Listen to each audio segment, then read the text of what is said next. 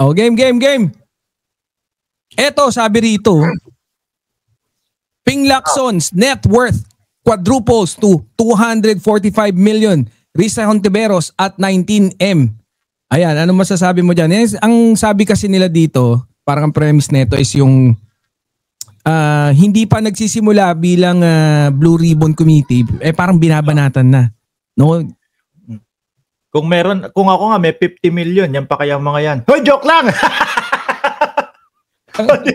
Dapat talaga tirahin. Biro lang yun. Wala tayo. Si ombudsman, dapat imbestigahan na yung salin neto ni Boss Mark Ramos eh. Hindi, wala, joke lang yun. Pero yung mga yan, ang tagal nang nagsiservisyo na at tingin ba nila ng mga DDS is walang mga side hustle yung mga yan, walang mga negosyo yung mga yan? Correct. Naman no? Ang tagal na nilang politician, tama ka. Magkano sweldo ng isang senador? At 300 yata, ganun, mga 300. Yung kay Risa muna tayo. Magkano ang negosyo ng isang senador? 300 million. 300,000. Diba? Multiply mo sa 4 na buwan, 1.2 million. No? Correct. 4 na buwan, tama ba? 4 na buwan, 1.2 million. So, ibig sabihin, may 3.6 million siya sa isang taon. Pagpalagay na natin, walang side hustle. Dalawa na lang. Kumbaga, isang term mo na. Isang term, 3 years. Di ba? Tama ba? Isang term. Sa isang 3 years niya is, hindi, 6 years ang senator. Sa bagay. Oo nga. Ibig sabihin, sa isang term niya, may 12 million na siya. Ilang termino na yan. Ayan wala pang mga side hustle na kinukwenta natin yan. Senator Ping Lacson, ang sabi niya dyan, meron siyang nasalihan na negosyo, pyramid daw. Hindi, joke lang. Ano daw?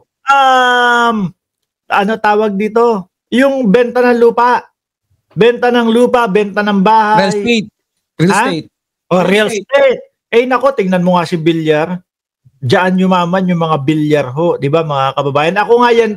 Yan talaga ang gusto kong pasukin dahil nga pagawa ka, tapos ganito, tapos kahit papaano is nasa 30% to 40%, 30 to 35% ang pwede mong tubuin doon sa real estate. Maganda tubuan diyan eh. Tingin mo hindi kaya ni Ping Lacson 'yon? Tsaka diba? General pa yan, 'di ba?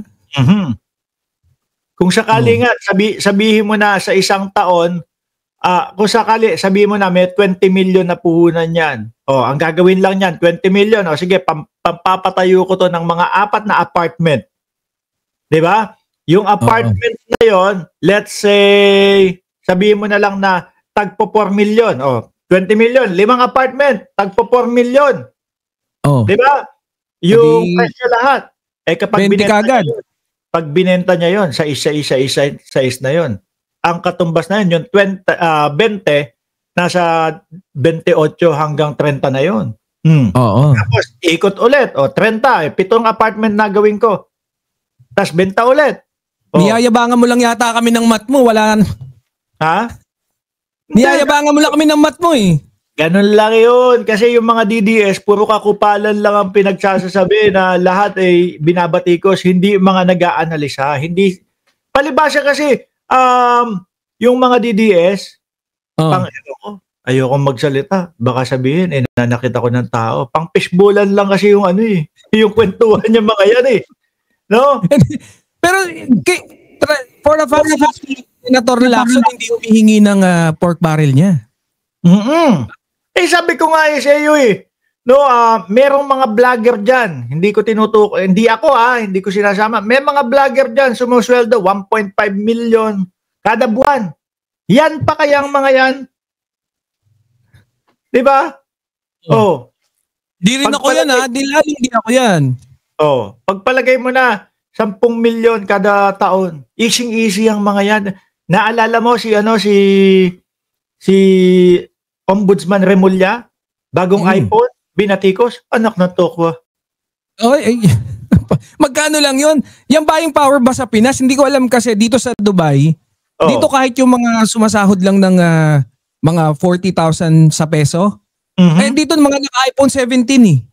Totoo. Ako ito, yung 16 ko, papalit na to. Mapupunta kay Marcos to. Oh, kasi Hindi, sa asawa mo, hindi mo ba papalitan din? hindi, dalawa in Ano order. yung kay Banat Boy? Dalawa in order ko, tag-isa kami. Oh, tapos ito, mapupunta kay Marcos to. Ganun. Masyado kasi silang, yung tipo bang humahanap lang sila ng maibubutas. Oo. Ganun Hindi, sila ganun naman talaga sila eh. Di ba? Walang maibanat na iba.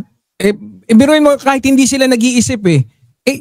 Si Senator Ping Lacson, ang tagal ng politician yan, tapos general, tapos paano mo pagbibintangan na mangungurap yan or nag-quadruple or kung ano man sa pamamagitan ng pangungurap, biruin mo hindi kumukuha ng pork barrel yan.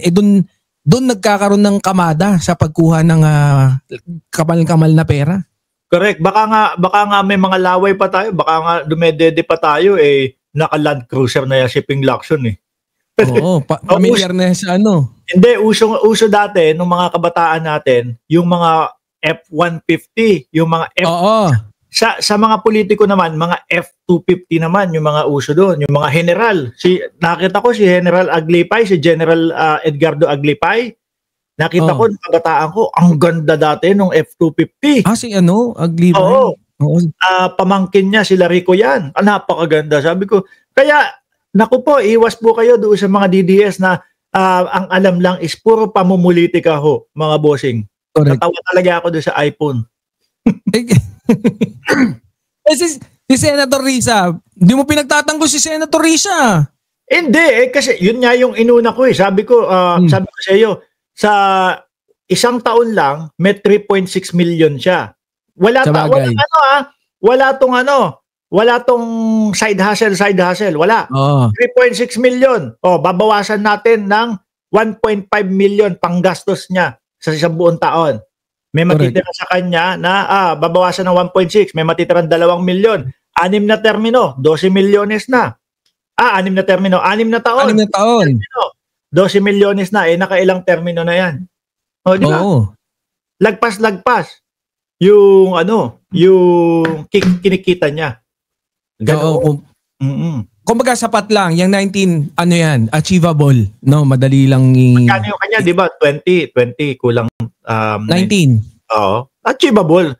Napaka-easy niyan. Kasi yung mga DDS, sanay lang yan doon sa papiso-piso comment. Yun yung sweldo nila. Kaya lulang-lula na kapag ka nakakakita nung mga ganyan, naku, ang laki ng pera ni Lacson, ang laki ng pera nung ganito. Si Banat Boy, 50 milyones ang pera niya sa bangko 52 na, 52 and counting.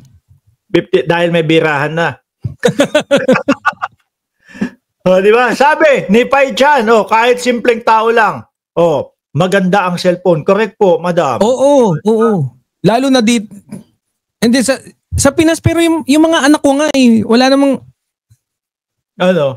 sa Pilipinas, wala namang trabaho yung mga yun, naka-latest na cellphone yun Kada may magpapalit hindi rin naman ako nagbibigay ng pera. Hindi, ginagawan lang talaga nila ng issue yung mga ganyan. Ginagawan lang nila ng issue. Kaya tigilan na natin yan. No? Hindi, eto, tanong ko, dagdag, duktong, doon sa mga doon sa paglalabas ng SALN. Si Tito Soto, Si Tito Soto, Robin Padilla, 200 plus million.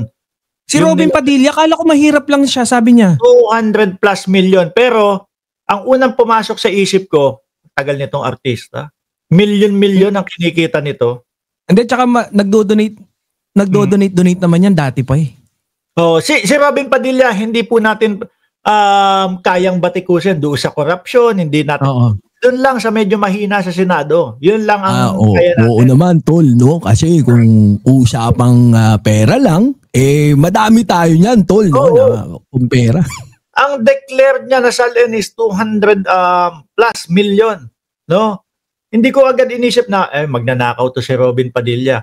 Kasi kung susubaybayan mo kung sino si Robin Padilla all the way nung mga nakaraan na bago siya maging senador, kayod kabayo din niya sa mga shooting. Oo, tsaka okay naman din yan. Eh si Mga ano ba? Si Tito Soto, ilan? Magkano? Ganun, mas mababa, 188 million. Ah, totoo? Oo.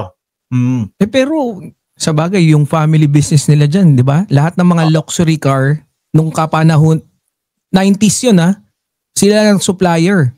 I Eto, think yung tanong. BMW sila lang eh. Biruin mo yun. Eto ang tanong. Nasaan yung kay Cheese, kay Joel? Hindi pa ba napakita? Wala pa ako nakikita. Cheese, Joel, Bato, Bongo. Hindi ko pa nakikita yung kay Bongo. Baka nakaligtas lang sa Si mata ko. Bongo, no? Cheese, Bongo, kasi hindi nila pwedeng dayain yan eh.